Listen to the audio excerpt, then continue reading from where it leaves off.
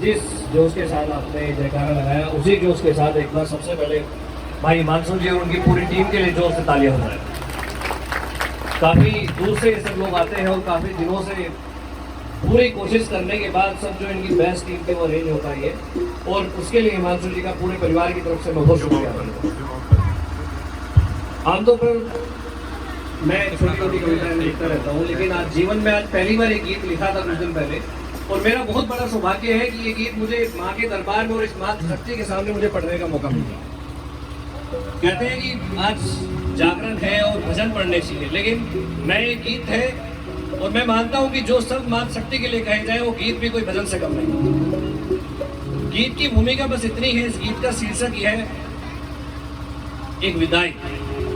आमतौर पर विदाई के लिए सब लोग ये कहते हैं कि जब एक बेटी विदा होती है तो विदाई के लिए कह दिया जाता है कि हाँ वो सब लोग अपना घर बार छोड़ के जा रही है और कह देते हैं कि बेटी विदा हो रही है, बेटी को विदा करा जाता है। लेकिन मेरे इस गीत में एक बेटी खुद विदाई मांग रही है। ऐसा क्या हो गया कि वो बेटी खुद विदाई मांग रही है, बस ये उस भूमिका वे सब आप तक मैं अपने इस गीत के माध्यम से पहुंचाना चाहता हूं।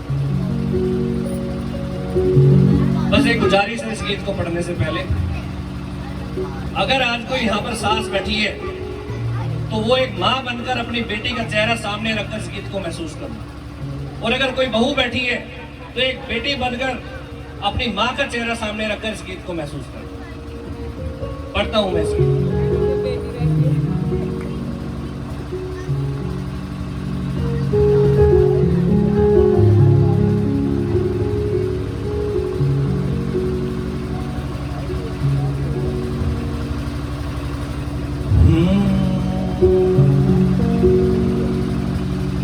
आंचल से हटा कर माँ मुझे दिल से जुदा कर दो। भूमिका सिर्फ इतनी है कि वो बेटी जब विदा हो रही है, कहते हैं कि बेटी विदा होने के पास रोती है। कुछ लोग कहते हैं कि बेटी उस टाइम कमजोर पड़ जाती है और रोती है, लेकिन विज्ञान कहता है कि जो बेटी बच्चे को जन्म देने के बाद जितना दर्द सहन कर सकती है, शायद ही कोई इंसान इस तरह दर्द सहन कर सकता हो जितना वो सहन करती है। तो मैं नहीं मानता कि बेटी कमजोर हो सकती है। वो दर्द किस वजह से होता है, वो आंसू किस वजह से होते हैं, वो मैं बताना चाहता हूँ। लोग कहते हैं कि हाँ वो घर छोड़ के जा रही है, मैं मानता हूँ कि वो घर छोड़ के जा रही है, उसको इस चीज का दर्द होता है, लेकिन एक दर्द उसको इस चीज का भी रहता है कि मेरी शादी होने के बाद सब मेहमान घर से चले जाएंगे, मेरे पिताजी भी अपने काम पर चले जाएंगे, मेरा भाई भी अपने काम पर चला जाएगा, छोटा भाई पुलिस चला जाएगा, सब लोग घर से चले जाएंगे, लेकिन मेरी माँ अकेली रह जाएगी। और मेरी माँ जब अकेली रह जाएगी तो उसे किसकी याद आएगी, मेरी याद आएगी। तो वो क्या चाहती है, कहाँ से वो अपनी यादों को मिटाना चाहती है, वो क्या कहती है, जरा वो आंचल से हटा कर माँ मुझे दिल से जुदा कर दो।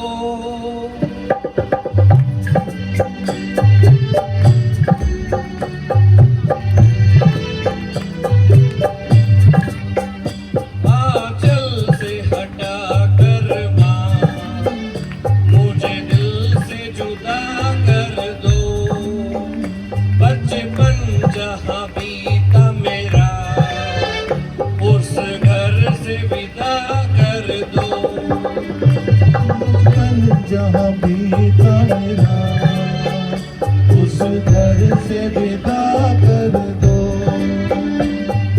वो लड़की अपनी माँ को लेके जाती है उस कमरे में जहाँ उस कमरे में उसने अपना बचपन बिताया।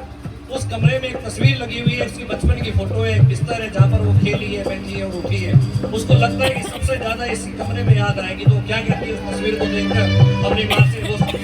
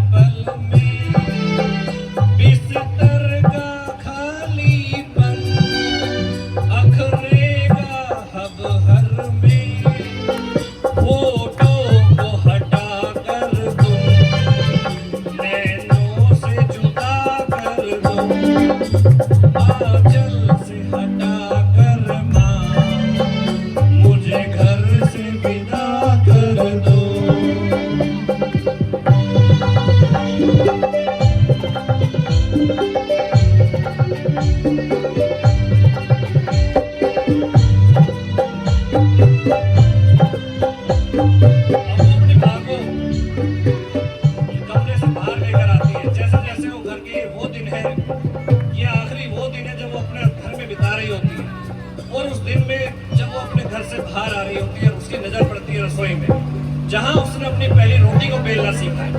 अपनी किचन में जब वो जाती है और बाहर निकलती है, तो उसकी माँ की आंखों से आंसू टपक पड़ते हैं। अपनी बेटी को विदा करते हुए नहीं रोक पाती, तब वो क्या कहती है अपनी माँ से, जरा सुनिएगा।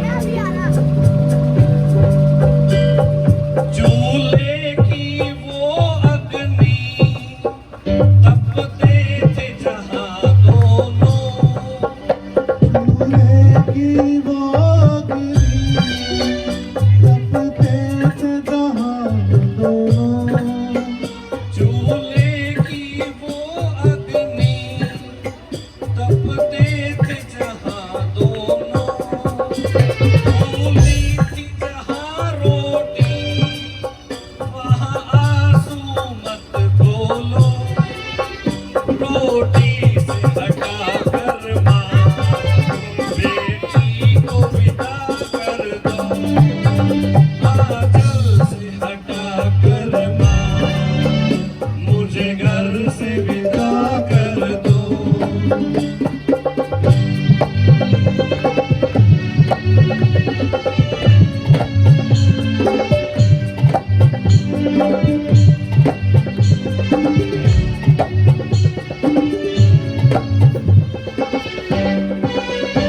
आखिर में वो घर से बाहर आती आती बस दहलीज पर आ चुकी होती है, लेकिन उसकी दहलीज पर आने से पहले उस बेटी की नजर पड़ती है।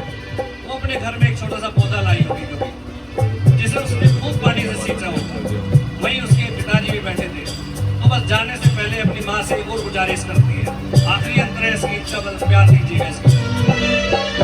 बाबुल का वो आंगन जहाँ रहती थी हलचल, बाबुल का वो आंगन जहाँ रहती थी हलचल, बाबुल का वो आंगन जहाँ रहती थी हलचल, सपने थे जहाँ मेरे टूटे